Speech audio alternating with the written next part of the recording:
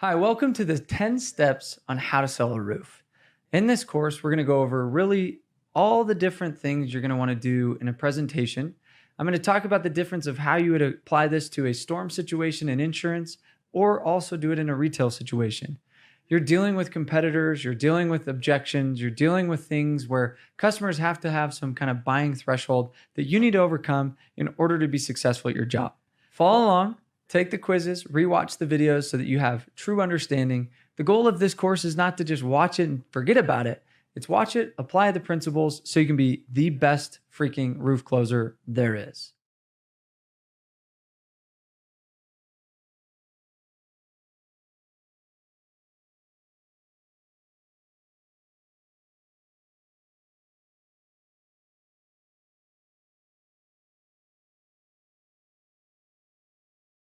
Step one, the warm up and pre-frame.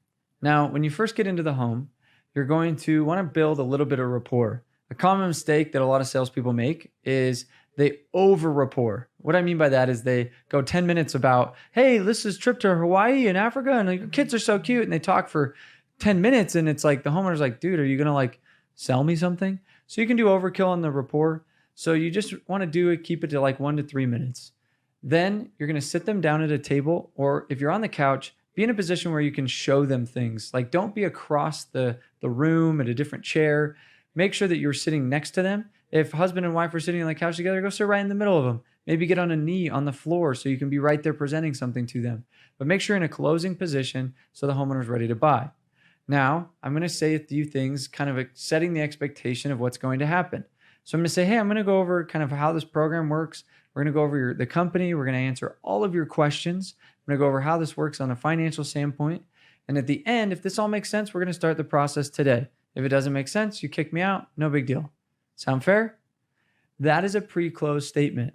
So what you're doing is you're setting the frame to where my intention of this whole meeting is to sell you. So I would say, again, something like this. Hey, the intention of this meeting is to just pick out colors or go over kind of how the roof program works or go over kind of our process and go over price, answer all your questions. If this all makes sense, we move forward. If it doesn't, no big deal. So what I'm doing here is I'm getting a pre-close, an agreement that they're okay with me moving forward at this point in time, explaining this under the intention that they know I'm here to sell them.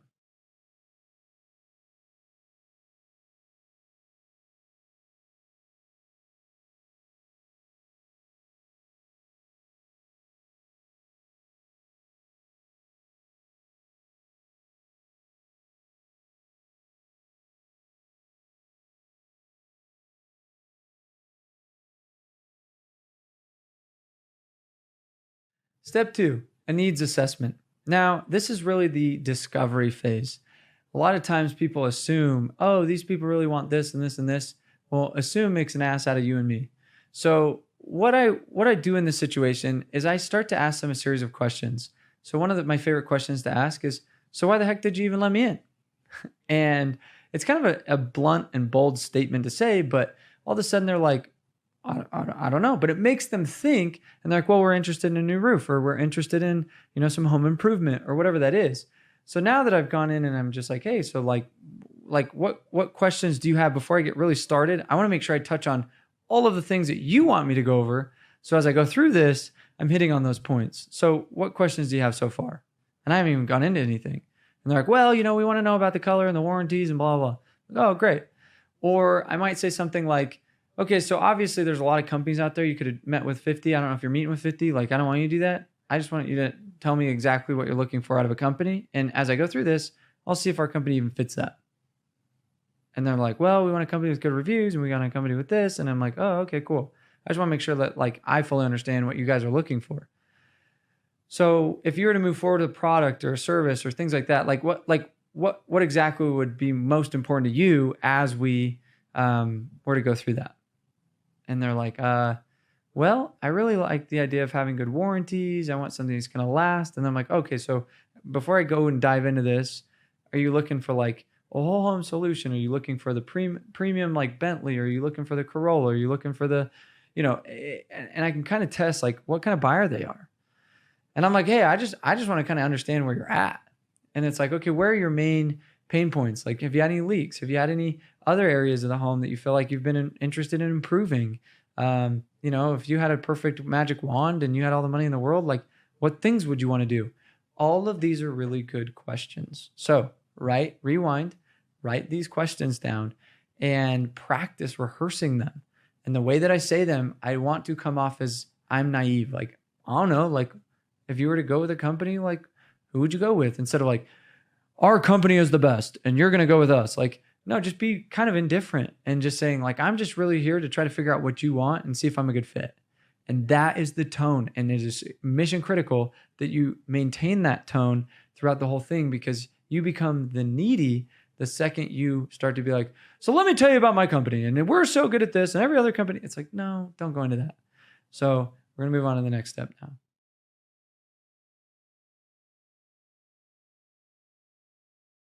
I am very indifferent where you go with this, and it is all depending on the customer's need for them to know so much about your company.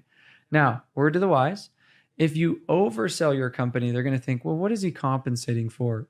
Versus an assertive approach is where I go in and I'm like, well, obviously I wouldn't work here if I didn't believe in the company. And I like to also take the approach of, all companies are companies. Any of them could, like, there's been massive, massive companies who've gone out of business, like Toys R Us, down to like the little two-man show. Like, I don't know. I don't have a crystal ball, but let me tell you why I work here and let me tell you about my company, and then I like to show them. But before I do that, like, I like them to tell me what they want out of a company so that I'm like, okay, so if a company had this, this, this, and this, based on what you just told me, you'd move forward with them?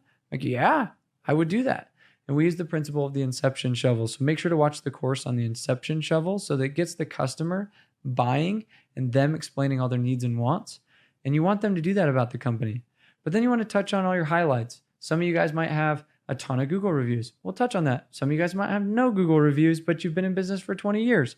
Some of you guys might be local. Some of you guys might not be local. So touch on your strong points and what you're focused on as a company.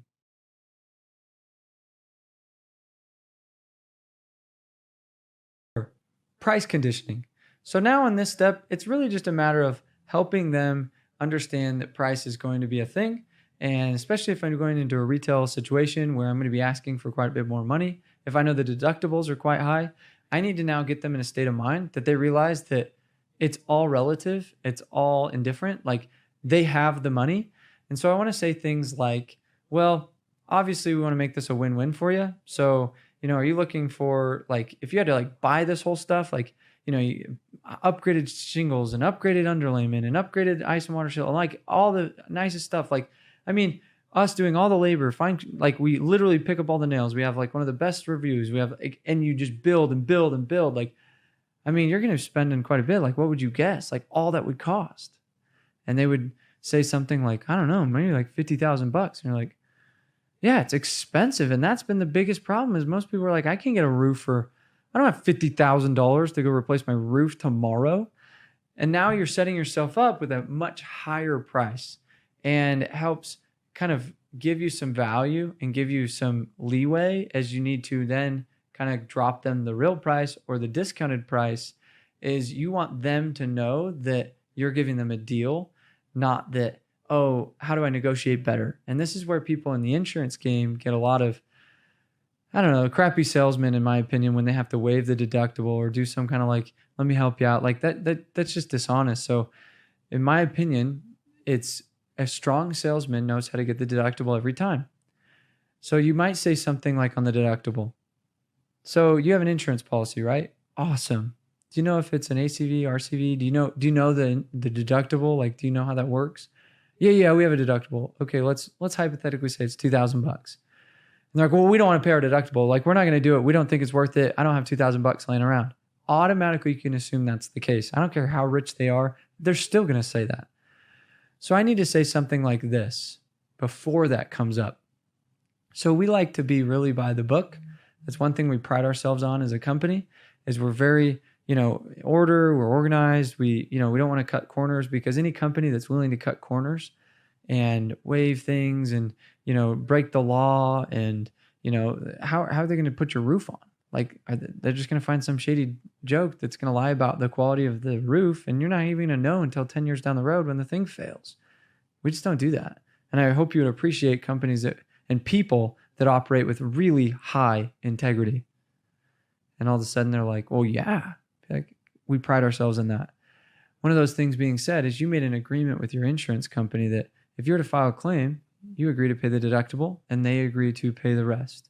My job as a salesperson is to go fight your insurance company to get the most amount of money, the most out of them as we can through supplementing, through, showing them damage that they may have overlooked.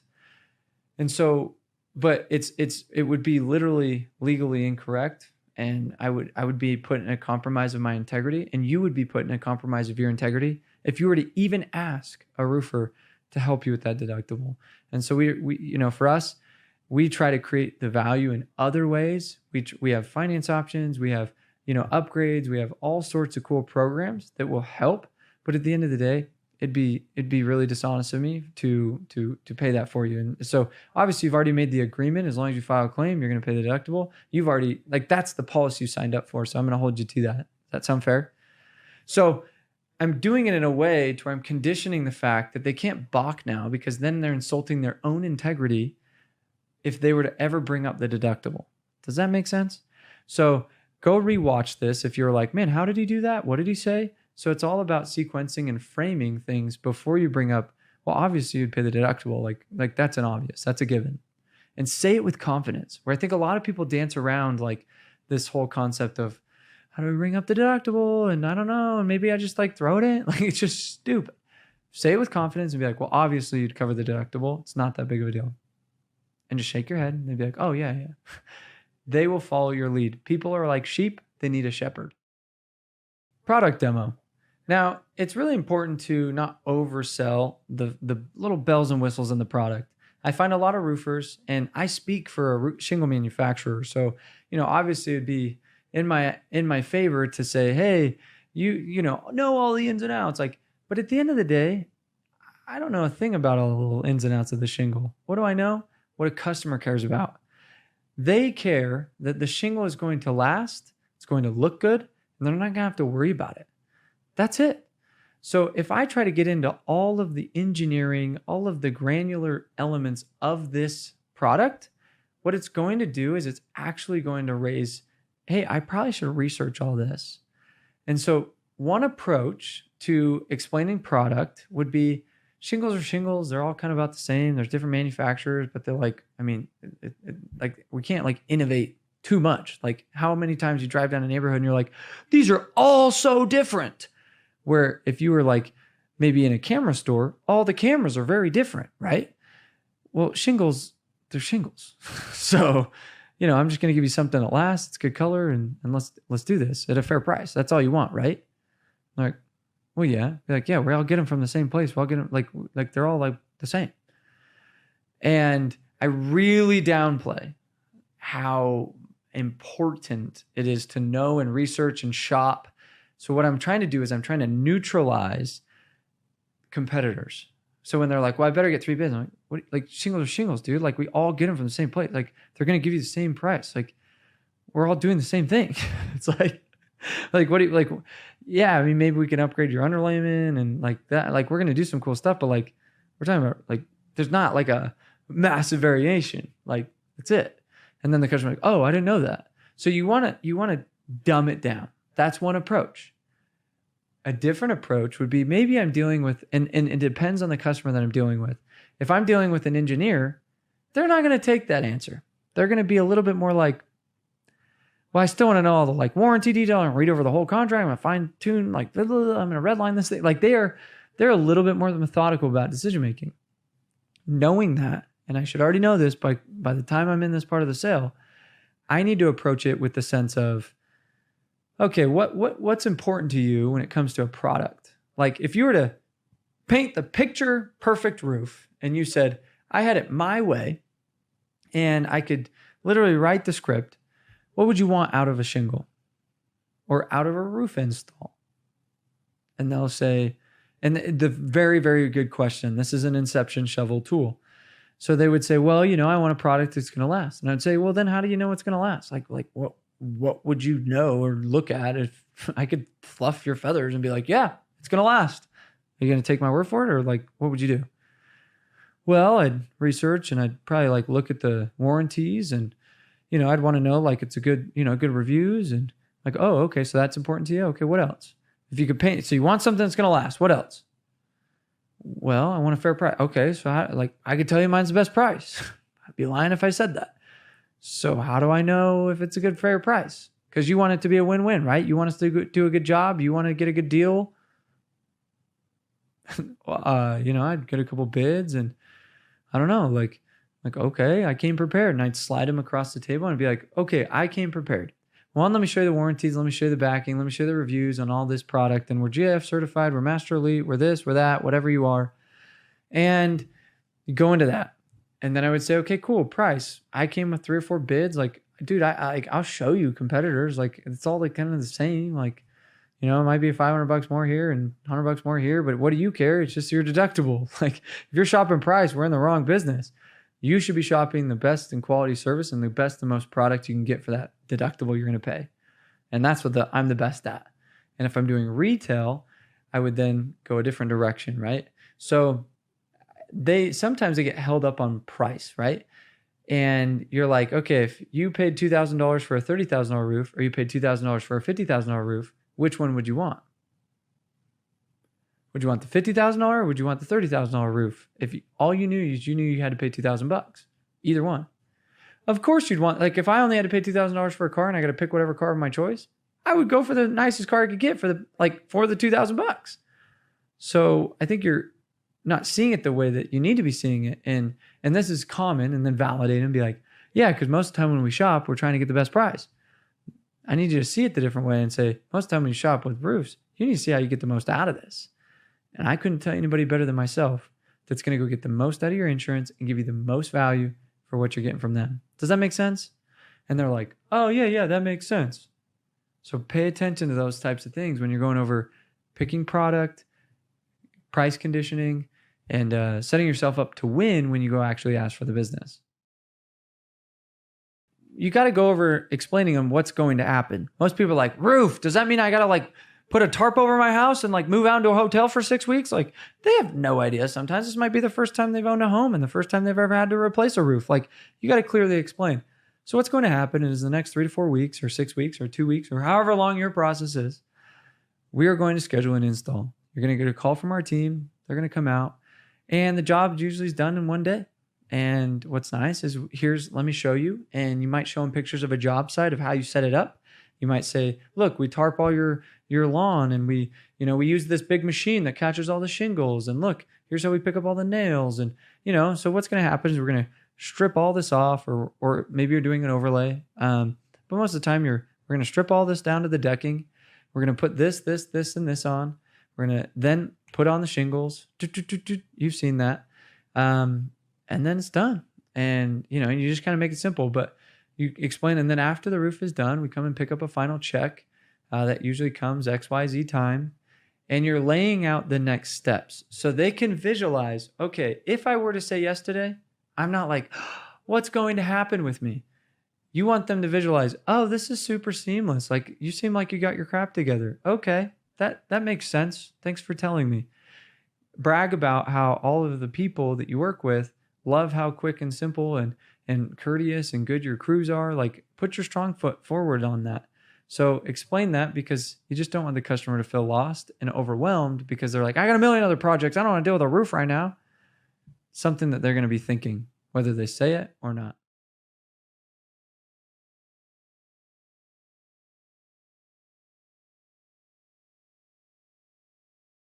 Is you're really just testing the temperature. Think of a customer like a thermometer. And you need to know before you go for a real close, if they are cold, you should not go for the reclose or for the actual close. Because if you go for a close when they're cold, that's like setting yourself up for failure. So how do you test their temperature? You would ask them questions like, so, what interests you most so far about all of what we said? Or, hey, like, out of the 2 products or packages that we showed you, which one would you be leaning towards? And they're like, well, neither. You're like, oh, well, obviously they're effing cold right now. I shouldn't just bring up price and close them right now. Be like, oh, you must say that for a reason. Like, what else are you looking for? Like, what am I missing here? And now you get to have a chance to go over objections before you even have to talk about price. So this is a moment where you're going to start testing temperature. And I like to use what's called a hypothetical. So, hey, I've answered, hypothetically, the numbers made sense. We haven't got there yet. That's where we're going.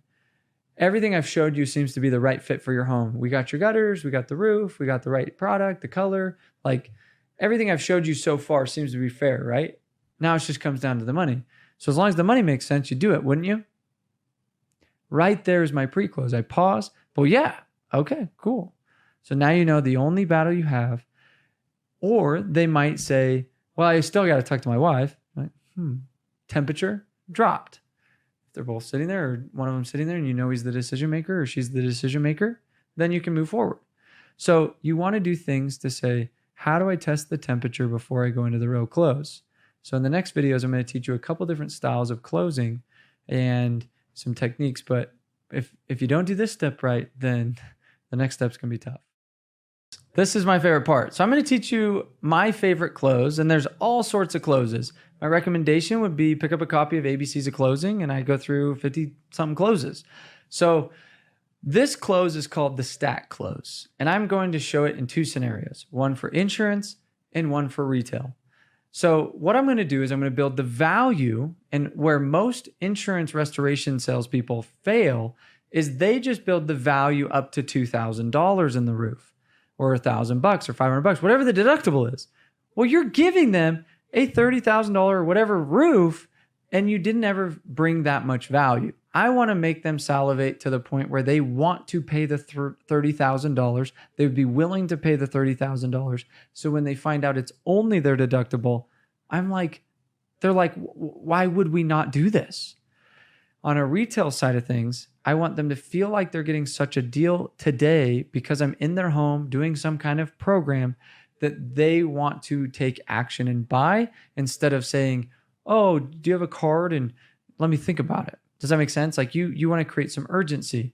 So throughout, I'm going to kind of talk through to both of these, and either one, I want to have brought up my program. So in the pitch, in the presentation, I was saying things like, hey, why I'm here today is because we're doing a specific program to help generate word of mouth so that we can get future business through the current business, like people like you. You know, when you like something, you tell your friends and family about it, they're more likely to buy it. I would be bringing up kind of this, I'm hooking you up today because I know that I had to knock on your door. I had to come to you. I don't want to do that all the time. I don't want to always be knocking on doors. I'd rather get referrals. That's where we get most of our business. So I'm going to hook it up. So I make sure that's weaved into the narrative of the whole sales process. So first thing I'm going to do is I'm going to say the roof normally costs $25,000. So, that's the shingles and everything. Then the upgrade, a lot of people are like, well, I just want a little bit nicer shingle, a nicer upgraded underlayment, synthetic instead of felt. I wanted, and you kind of build the value in some of maybe the upgrades that you were going to maybe give them anyway, but say it's normally $2,000 to get the nicer stuff. Then to install it, I got to pay my crews, and they come here it takes about a day, and they spend all day, and there's quite a few of them, and they're up there doing their thing. That's about $1,500. Now, I'd be doing you a disservice if I didn't tell you about our 25-year warranty. Normally, they come with a standard 5-year warranty, but for an extra $1,000 or whatever your price is, we'll upgrade you to the lifetime. Or because we're Master Elite, we get a discount. So it's normally $2,000. We can sell it to you for $1,000 or whatever the thing is. So you want to come up with, how do you build value in the nicer warranty instead of just give it to them and never create any price or value associated with it? So now you've totaled to $29,500. So you're like, okay, so all this, if you wanted the upgrade, the warranty, the this, it's $29,500. And this is what I would recommend for your home based on what we talked about. And so they're like starstruck. They're like, I'm not ready to spend $29,500 or whatever the price is. In a retail situation, make sure it's a lot higher than what you're probably going to offer them. So I call this my 3 questions, 3 requirements. So the first question, I got to ask you a couple questions to make sure that you're a good fit for this program. And as long as you answer these questions and you can do these 3 requirements for me, and you can help me out with these, we can help you out on the price. If you can't do these three requirements and you don't past the questions, and it's like, this probably is never gonna be a good fit. You're probably not a great customer for us, and we're probably not a great company for you. So the first question is, do you consider yourself like a vocal person? Whereas if you like a product or service, you tell people about it. Like, well, yeah, okay, of course. Oh, yeah, okay, cool. And I write that down. Second question. Now, are you one to be more proactive, reactive when it comes to home improvement, things like leaks, mold, asbestos? Like, do you kind of wait till like the bread's moldy when you throw it out, or do you like throw it out before? Like, do you fix things? Do you change your oil every several thousand miles? And they're like, well, yeah. I'm like, okay, so you're more proactive. Okay, good. I just want to make sure, because we don't really like to help out the reactive people, because they're not the ones that ever are the best customers for us. They don't give us the most referrals, things like that. And then what would be the main reason you'd be getting a roof today? Like, would it be mainly for, just because you have all the damage? Would it be for the looks? Would it just be for you're getting a good deal? Like, why would you do this? And they're like, and then they start to sell you. I know this sounds so counterintuitive, but the customer will then start to, well, we know we need it. You showed us the damage. We don't want to have leaks and stuff in the attic. Like, we've got all we got to get it done sometime. And then you're like, oh, okay, that makes sense. And so now you're acting as almost like, yeah, okay, I'll jot that down. That's a good response. Then I would go into my 3 requirements. So I say the first requirement is, while we're doing this project, I'm going to put a sign out in front that's going to advertise a little bit for us, because that's how we get most of our business. So it's about this big. You've seen them out in the yards, I'm assuming. And that's just throughout the project. Are you okay with putting the sign out there? Yep. Okay, cool. The second is just refer people to me. That way we're not like having to go knock doors. I mean, we don't like to do that either. So at the end of this, I'll go through my referral program and I'll show you how that kind of works. But we just want to make sure you're vocal about it. You could do that, right? Like, yep. So what I'm doing right now is I'm tying them down. And then the third one is, you just got to work with me in my time frame. Instead of me going back and forth, sending crews to who knows where, in this town to this town to this town, and me having to go call this person and then adjuster meet with this person and back to this town. Like, we just don't do that. We do so many of these. I just got to get them done as I go. And I need to make sure that I'm representing you on the adjuster meet, or I need to make sure that I can get you on with the same route as all of my other inspectors and crews, or whatever I need to propose based on the type of sale I'm doing. So now I've committed them to say, you got to work with me in my timeline, and I just get these done as I go, so I don't have to go back and forth from base. So I'm implying we're doing this today. So you can do those 3 things, right? Those are pretty easy. And they're like, yeah. What I'm doing is I'm micro closing them throughout them saying yes, yes, yes, yes. These are called tie downs. I'm making it harder for them when I now come up with the price for them to be like, no, because the pattern is yes, yes, yes. We call this the yes train. So now as I move into the close, I go, so normally it's this $29,000. As long as you do these 3 things, I cut this down and it's only $13,400. And they're like, whoa. And that would be on a retail. What's cool about what I do today is I work with your insurance and I work with other programs that we do and the incentives that we're offering. And we lower this down to only your deductible. It's only $2,000. That's it. No more, no less. They're like, really? Yeah, that's it. So now I've created the value at $29,500, and now I was able to lower it down to, obviously you got to pay the deductible. Like, I can't help you with that, but that's it. And they're just like, whoa. I've just changed the frame where most roofers, they're going to get into this mindset of everyone like understands that knock on door, deductible only, but the reality is people don't understand like how cool that is. And you need to be like, oh my gosh, we get to literally do it all for only your deductible. And I might have held my cards like close to the chest. I might have been like, never even brought that up throughout the whole sales process. So I now get to leverage that as a wow factor instead of, showing my hand way early on in the sale.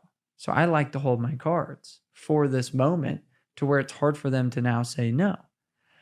Now, in finance terms, if you're doing any kind of financing, this is where you're like, it's only $13,500 or it's only $2,000. It's only XYZ. And I say the best part about this is we make it so affordable that even people on fixed incomes could do it. That's why I've helped out Tommy, Susie, and Karen. She's the old lady over in the corner, but at the end of the day, she needs a new roof too, like everybody does. So we make this stupid simple where it's only like $350 a month. That's it. You can handle that, right? instead of having to fork out a check for 13,000 bucks. And I know kind of where I'm at with my couple finance packages that I need to bring up. And they're like, 350 bucks. Yeah, you can afford 350 bucks, dude. Like, or you have to fork out a check. I mean, either one, I'm okay with either. But the interest rates are so stupid low that it's like, why not just do that? Ask for the finance. Don't be afraid of financing. A lot of roofers are like, how do I finance? How do I finance? I'm like, that's what I did my whole life. Like, I was financing products. So it's not that hard. People are open to credit checks. People are open to financing. They live life on a credit card. So it's no different what they're used to. So hopefully I know that we went pretty in depth with this, but make sure to understand the psychology of what I just did.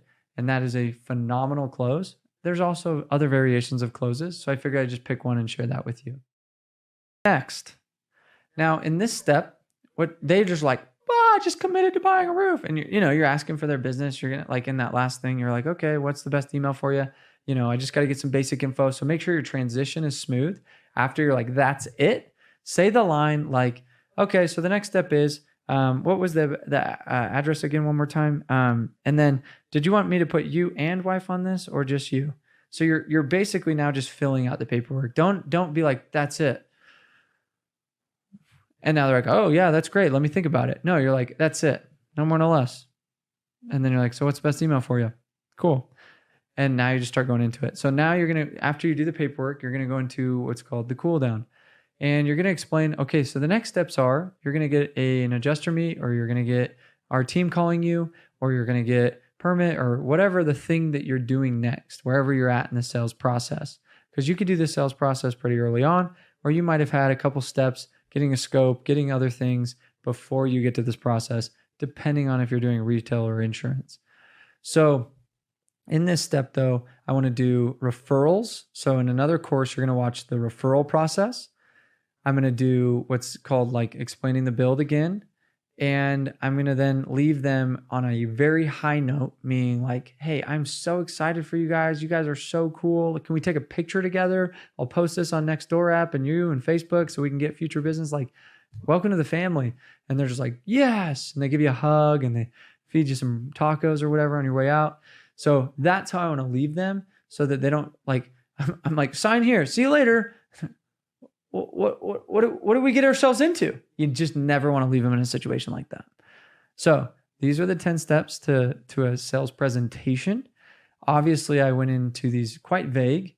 We're going to be putting together other role plays and scenarios and things like that. But if you can just memorize the 10 steps, I promise, and you follow the framework, it works. We've sold thousands of these things. We've trained hundreds of companies on this. It works, I promise. So don't get discouraged when it's not working. Just go back to the videos, back to the step, and get coaching. We're here to help you.